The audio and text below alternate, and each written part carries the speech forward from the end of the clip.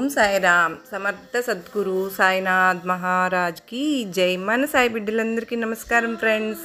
ఎలా ఉన్నారండి? ఏం చేస్తున్నారు? అందరూ బాగున్నారు కదా? మన సాయినాథుని దయ వలన అందరూ బాగున్నారని, బాగుండాలని మనస్ఫూర్తిగా బాబావారిని కోరుకుంటూ ఆ సాయినాథుని కృప, కరుణ, కటాక్షములు మనందరిపైన నిండుగా మెండుగా ఉండాలి అని మనస్ఫూర్తిగా బాబావారిని వేడుకుంటూ ఈరోజు వీడియో అయితే స్టార్ట్ చేస్తూ ఉన్నాను. ఈరోజు సాయిబాబా సన్నిధి ద్వారా మనకు వచ్చినటువంటి సందేశము ఏంటి అంటే, సాయినాథుడు మనతో ఎలాంటి సందేశాన్ని అందించాలి అనుకుంటున్నారు అంటే, ఈరోజు రాత్రి నేను చెప్పినటువంటి ఈ సందేశాన్ని ప్రశాంతంగా విని పడుకో. ఉదయంలోపు నీకు జీవితంలో ఒక ఊహించనటువంటి అద్భుతాన్ని నువ్వు తప్పకుండా చూస్తావు అని సాయినాథుడు అయితే మనకు ఈరోజు ఒక చక్కటి సందేశం ద్వారా మన ముందుకైతే వచ్చారు ఫ్రెండ్స్. సాయినాథుడు ఇలాంటి సందేశాన్ని ఎందుకు అందిస్తున్నారు అనేది మనం సాయినాథుని మాటల ద్వారానే తెలుసుకుందాం. వీడియో మొదలు పెట్టే ముందు ప్రతి ఒక్కరికి చిన్న రిక్వెస్ట్ అండి.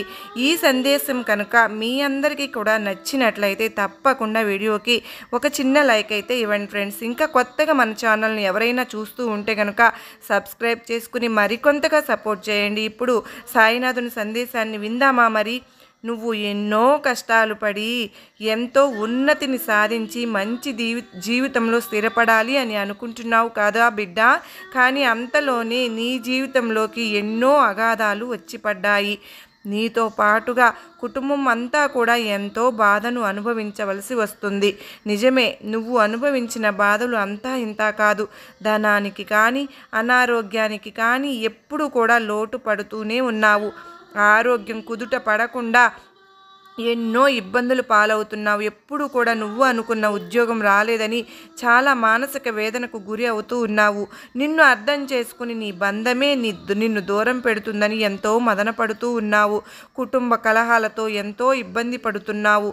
ఇలా ఒకటి కాదు, రెండు కాదు, నీ జీవితంలో ఎన్నో ఇబ్బందులను చవిచూస్తూ జీవితాన్ని నువ్వు గడుపుతూ ఉన్నావు. ప్రశాంతత అనేదే లేకుండా జీవితం ముగుస్తుందేమో అనుకోని ఎంతో బాధపడుతూ ఉన్నావు. కానీ ఎన్నో అష్ట కష్టాలను అనుభవించిన నీకు ఇప్పుడు సుఖ సంతోషాలు వెల్లువిరవబోతున్నాయి. ఎన్నో సంవత్సరాలుగా ఈ బాధను అనుభవిస్తూనే ఉన్నా, ఎన్ని ప్రయత్నాలు చేసినా ఆర్థికంగా దిగమింగుకోలేకపోతూ ఉన్నావు. నిత్యము మీ జీవితం గడవటం కంటే కూడా ధనం ఎంతో అవసరం అవుతూ ఉంది. అలాగే నిత్య అవసరాలకు కూడా ధనానికి ఇబ్బంది పడే పరిస్థితుల్లో నువ్వు ఉన్నావు. ఇలాంటి సమయంలో నీకు ఒక కోలుకోవాలని మీరు ఎన్నో ప్రయత్నాలు చేస్తూనే ఉన్నారు.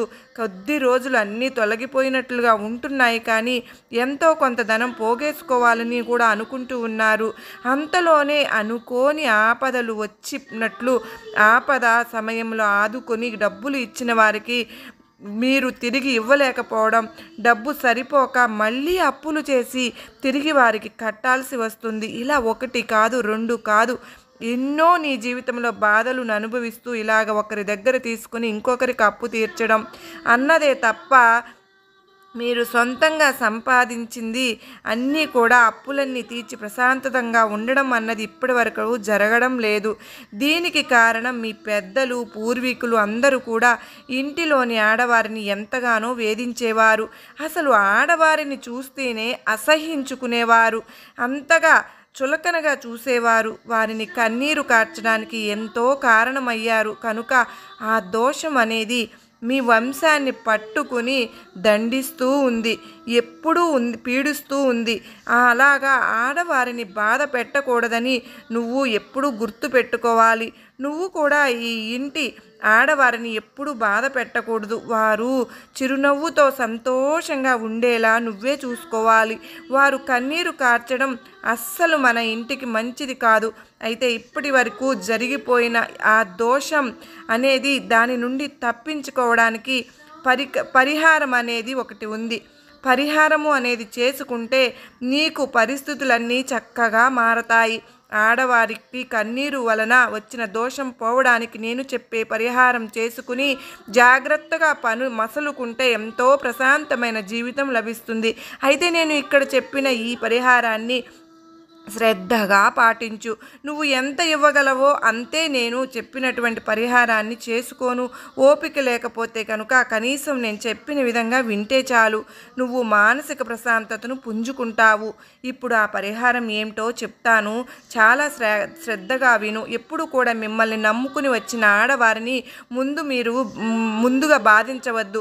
ఆ పరిహారం ఏమిటి అంటే కనుక ప్రతి శుక్రవారము ఆ అమ్మలను గన్న అమ్మ అయిన కనకదుర్గమ్మ తల్లికి పసుపు కుంకుమ తాంబూలము సమర్పించు.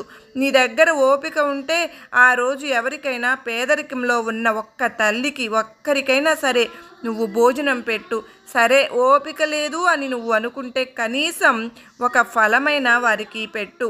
అలాగే వారి పేద ఇంట్లో ఉన్న ఆడపిల్ల పెళ్ళి జరుగుతూ ఉన్నప్పుడు ఆ అమ్మాయికి పసుపు కుంకుమ గాజులు అందివు. శక్తి ఉంటే వస్త్రాలు ఇచ్చినా మంచిదే.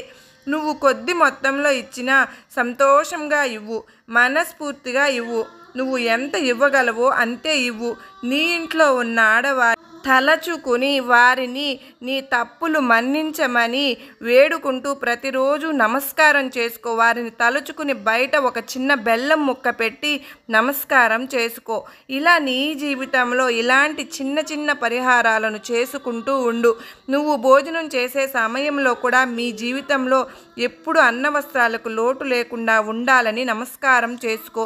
అలాగే ధనధాన్యాలకు సుఖ సంతోషాలకు ఆయురారోగ్యాలకు వారి ఆశీస్సులు కోరుకో. ఇలా కొన్ని రోజుల పాటు చేసిన తర్వాత మీ జీవితంలో ఎంతో కొంత మార్పును నువ్వు ఖచ్చితంగా చూస్తావు. ఒకవేళ నువ్వు ఈ పరిహారాలన్నీ చేయకపోయినా మరేమీ పర్వాలేదు. మీ ఇంట్లో ఉన్న పేదరికం అంతా కూడా తొలగిపోతుంది. అప్పుల వల్ల నువ్వు ఇబ్బంది పడుతూ ఉన్న బాధలన్నీ కూడా తొలగిపోయి ధనధాన్యాలు కలుగుతాయి. ఆయురారోగ్య ఐశ్వర్యాలతో నువ్వు నీ కుటుంబంలో ఉన్న వారందరూ చక్కగా గడుపుతారు. మీకంతా మంచి జరిగి సంతోషంగా జీవితం గడపాలని నా ఆశీస్సులు మీకు ఎప్పటికీ ఉంటాయి. ఎప్పుడు కూడా నీ కుటుంబమే నీ బలమని ఎప్పుడు నువ్వు గ్రహిస్తావు. ఎన్నిసార్లు హెచ్చరించినా కూడా ఒక మూర్ఖుడిలాగా తయారైపోతున్నావు. నిన్ను హెచ్చరించినా కూడా పెడచెవిని పెడుతూ ఉన్నావు. ఎంత మూర్ఖుడివి నువ్వు. వారు తప్ప నీకు ఎవరు ఉన్నారు చెప్పు? మొదట ధన వ్యామోహంలో పడి వారిని దూరం చేసుకున్నావు. నీకు అసలు నీ పిల్లలు చేసిన అల్లరి గుర్తుందా? వారి ముద్దు మాటలు, వారి ముద్దు మురిపాలు ఎప్పుడైనా నువ్వు చూసావా? ఏమి సాధించావు? ఏమీ లేదు. సరికదా నిండా అప్పుల్లో మునిగిపోయి ఒకానొక దశలో వారికి తిండి కూడా పెట్టలేక పస్తులతో ఉంచుకున్నావు. అప్పుడు కూడా వారు గుట్టుగా ఉన్నారు తప్ప ఎవరికి చెప్పుకోలేదే. ఎవరి దగ్గర చేయి చాచి నిన్ను తలదించుకునే పరిస్థితి రానివ్వలేదు కదా. ఇక నీ భార్య గుణవతి కనుక నీ ఆటలు సాగుతున్నాయి. భర్త గౌరవమే తన గౌరవం అని నోరు విప్పకుండా నీవు పెట్టే బాధలన్నీ కూడా భరిస్తూ ఉంది.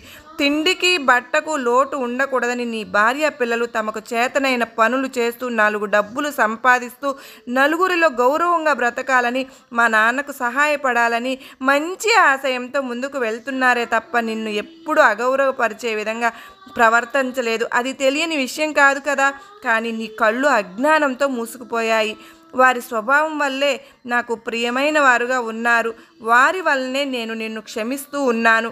వారు ఏం చేయాలన్నా, ఎంత ఎత్తుకు ఎదగాలి అన్నా అనుకున్నా కూడా వారి వెనుక నేను ఉండి నడిపిస్తాను. వారంతా నిన్ను ఊబి నుండి బయటకు లాగి సంతోషంగా నీతో ఉండాలని ప్రయత్నిస్తున్నారు. నువ్వు అనుకున్నట్లు ధనం ఉంటేనే ప్రేమ ఆప్యాయతలు ఉంటాయి అనుకుంటే జీవితాంతం ఒంటరిగానే జీవించవలసి వస్తుంది. వాళ్ళు వెళ్ళు, దారిలో వెళ్ళు, వారితో పాటుగా సరదాగా గడుపు, వారు చేస్తున్న పనులలో సహాయపడు, వారిని దగ్గరగా తీసుకో. వారి బాల్యమంతా తండ్రి ఉండి కూడా తండ్రి ప్రేమను నోచుకోలేదు. అయినా వారికి నువ్వంటే ఎంతో గౌరవం, ప్రేమ, భక్తి. నీ లోపం కప్పిపుచ్చుకునేందుకు వాళ్ళను ఎప్పుడు కూడా బాధించవద్దు. అందరూ సంతోషంగా ఉండండి.